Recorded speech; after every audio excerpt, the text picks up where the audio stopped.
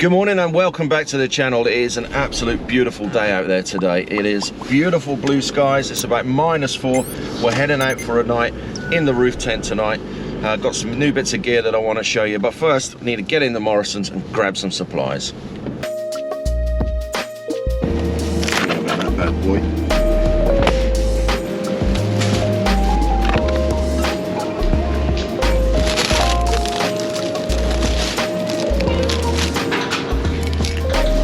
Done. We won't be needing that.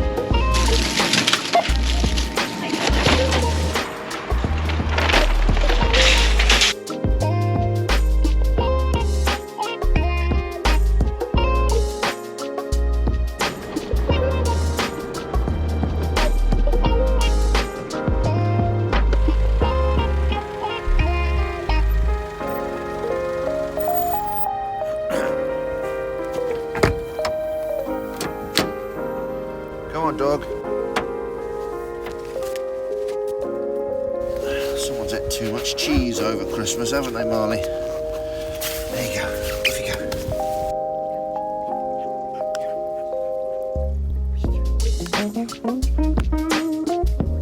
Well, what an absolute beautiful day to be down by the river today. Beautiful blue skies. The fields are still all frozen over the back there, but I don't think it's strong enough to get the old ice skates out just as yet. So I've got no real plan of what I'm going to get up to today at all, really. Just a night out in the roof tent. Got a few new bits of kit that I want to share with you.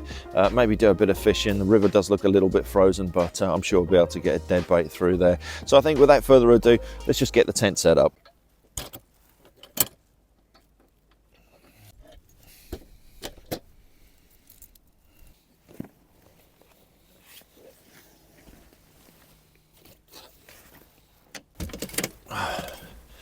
At least we can put some solar power into the battery on a day like today as well.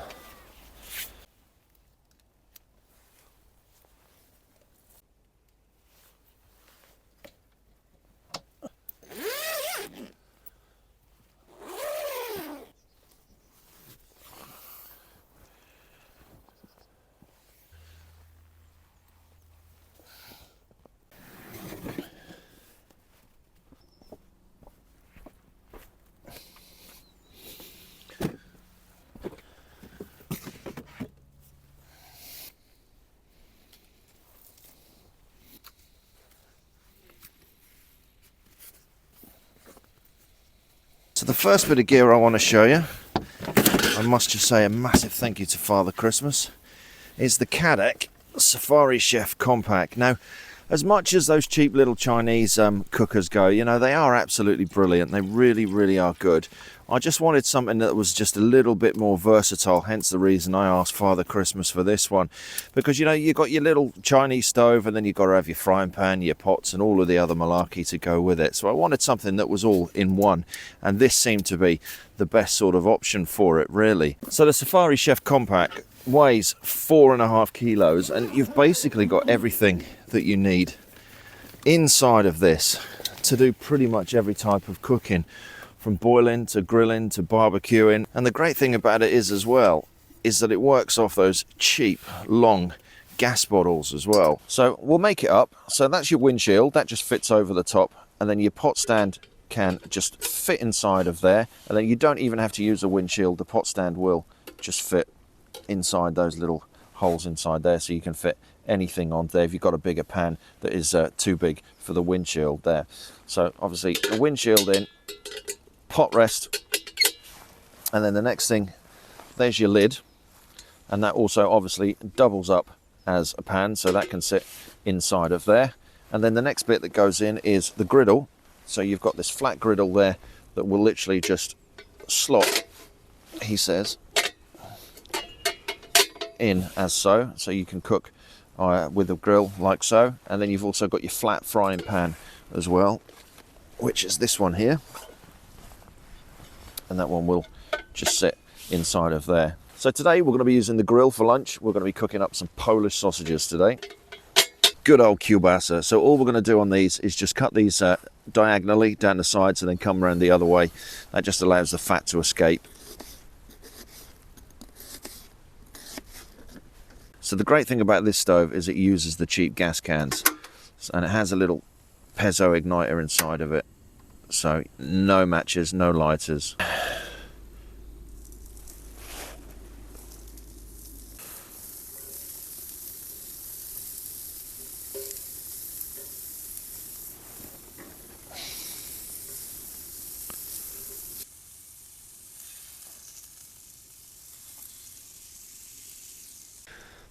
Slight problem on the old cooking front.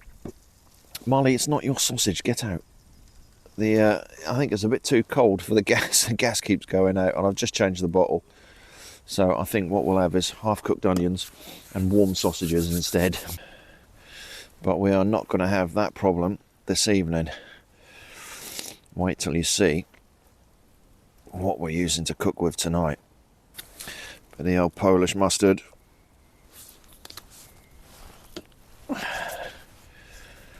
And good old Tommy K. Right, well, time to throw this all down myself. Slightly warm, not hot, but it'll do anyway.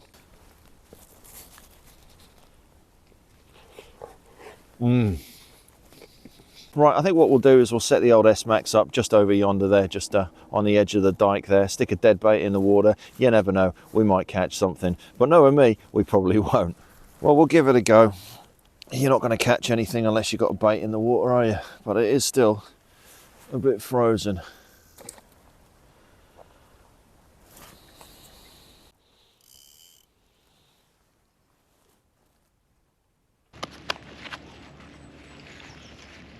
Well, lunch was a bit of a farce, wasn't it, really?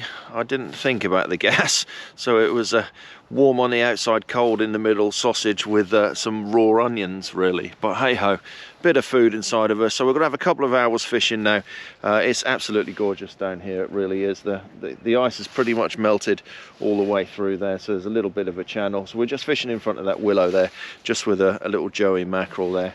Whether we catch, whether we don't, who cares? I really don't care. It's just nice just to be out on a day like this, you know. And it amazes me, people always say to me, you must be mad going out this time of the year and camping and doing all of that. I was supposed to be up in the Lake District this weekend, but you know, you just get that gut feeling and I just thought, nah, I'm not going. And then I see there's an amber weather warning there for this weekend for rain and wind, so I'm glad that I'm not up there, really. You know, I'm only a couple of miles away from home where I am here. It's a beautiful day. It's going to be a little bit chilly later on tonight, but we've got an absolute brilliant gadget to show you to keep yourself warm. I'm really looking forward to giving that a go. But yeah, brilliant spot. So I'm just going to sit down here, just sit and watch that float for a few hours, and fingers crossed we catch, and if we don't, who really cares? Well, nothing on the old fishing rod.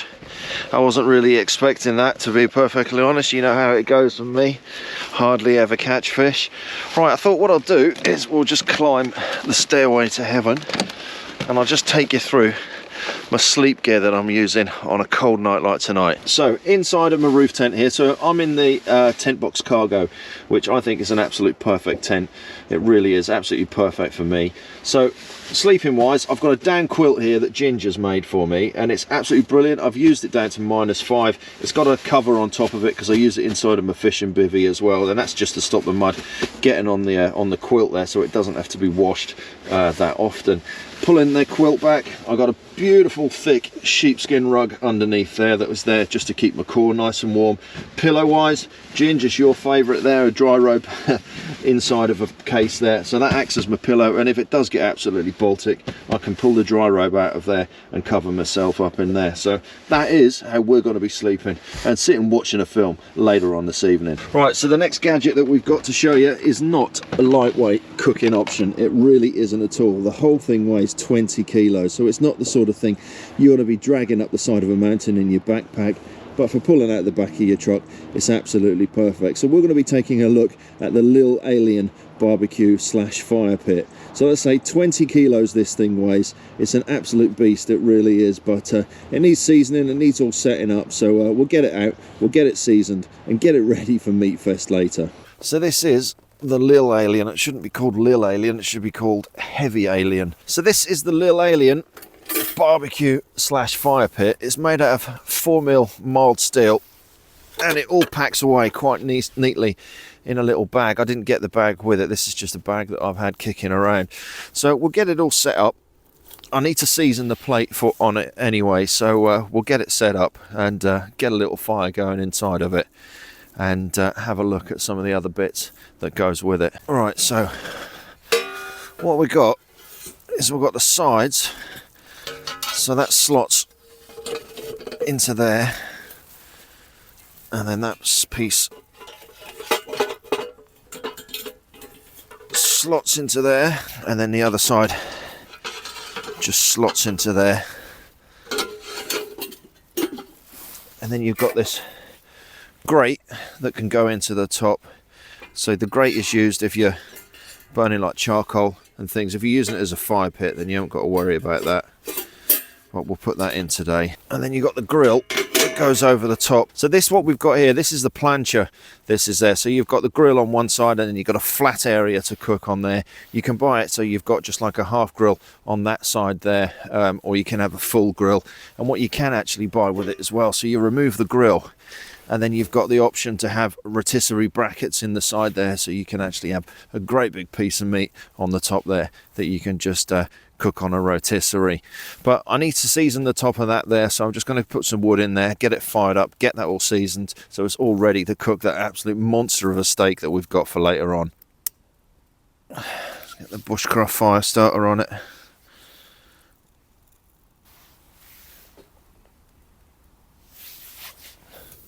That is better.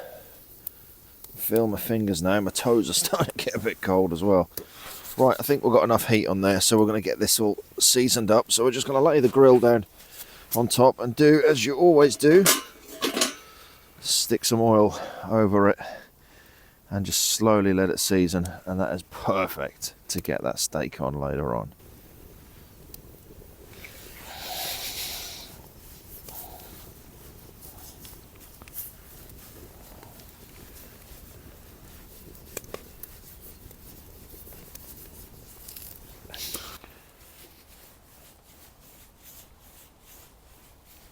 That's coming on nice.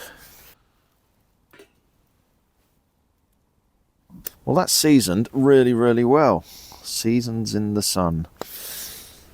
I can't wait to get my steak on there, but I think someone's coming down to steal half of my steak by the sounds of things later on. So anyway, just going to have a cup of tea and just sit and watch the sun. The sun's gone now, actually, and the moon is up. It is a clear, clear sky up there. So it is going to be pretty chilly this evening, I think. But I've got my hot water bottle with me as well, which is a good thing as well. There's our water getting on. Right, so time for something to eat. So we've got this lovely piece of topside here. Now, I like my steak cooked blue, or barely cooked, shall we say. And the trick with that is you can't cook it cold like that. You have to warm the steak up first, because it is literally just bish bosh, one on each side there, and it's cooked to my liking. And if you don't do it like that, it's still going to be cold in the middle. So I'm just going to lay this next to the fire pit just to warm through, and then in about 5-10 minutes just bosh it on there and we should be done. But let's get the mushrooms sorted out. So I'm going to have some blue cheese mushrooms to go with this today. So really looking forward to this. Pretty hungry, actually.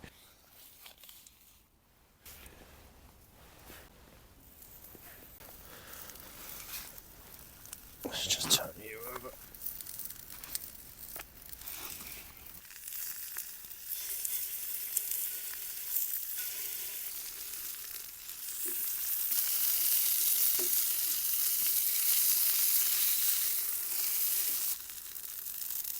Blue cheese on the mushrooms. Come on, cheese, you just need to melt. That smells absolutely divine. And if I'm lucky, I can get this down my neck before my guest turns up for the night. Because I was thinking I would have to share it. God, I can't even get that on the plate.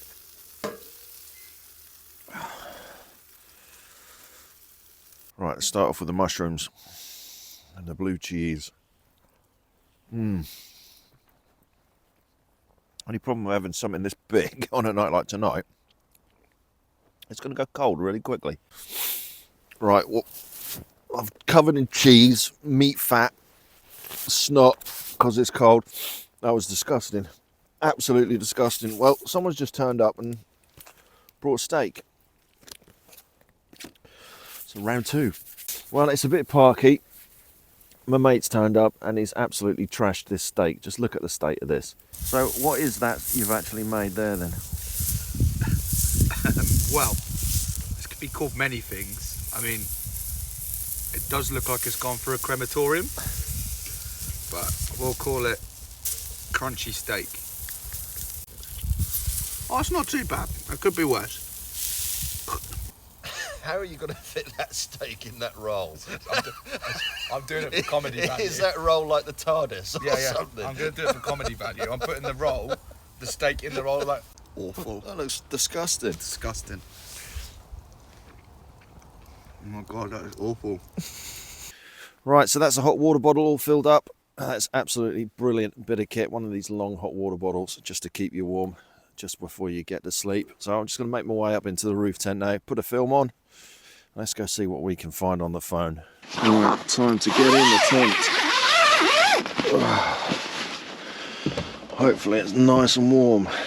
Right, so here we are inside the tent and it is absolutely freezing. It really is, but I can feel the heat coming through that water bottle onto the sheepskin rug. So once I get underneath this quilt, it's going to be toasty. So when you're camping in weather like this, I mean, it says, my phone is saying it's -4 at the moment. What you need to be doing is making sure you've got some ventilation, because if not, it's going to condensate like hell up inside of this. Right, I'm going to get a film out, watch a film on the phone there, and I shall catch you in the morning. Well, morning. I slept like an absolute log. Nice and toasty, and it's not too much condensation in there. There was a little bit of frost just on the corner up there, but that's dissipated now. It's now 7:30. I probably slept for about 12 hours because it was early when I went to bed last night, and I fell asleep straight away watching that film. So is that interesting? One thing I did want to show you. These tents, when it's windy, the zips rattle. So what I've done, I'll just show you. Down here, I don't know whether you can see that, is I've put heat shrink on the zips, and that actually stops them from rattling so much in the wind. Right, it's 7:30. I'll probably miss the sunrise. What a beautiful, beautiful day. Right, well, I'm going to wrap it up, actually. I'm not going to get up to anything today. I've got stuff to do at home, so I'm going to get all of that done. Pack up and get all of that done. I was absolutely toasty as toasty gets. Just look at the foot box of this little quilt here. It's just toasty as toasty gets. My toes were a tiny bit cold as I first got into my bag last night, but I just shoved the water bottle down there and it was absolutely fine. But yeah, what an absolute beautiful, beautiful sunrise out there today. So yeah, thanks for joining us on this little trip here today. I'll stick a link to the 2 products we looked at in the description there, the Lil Alien BBQ / Firepit, and the Cadac Safari Chef as well. So thanks for watching. My name is Martin. If you're into your hiking, your fishing, your bushcraft, your roof tenting, your pack rafting, then do subscribe to the channel, and we'll catch you next time on the next one.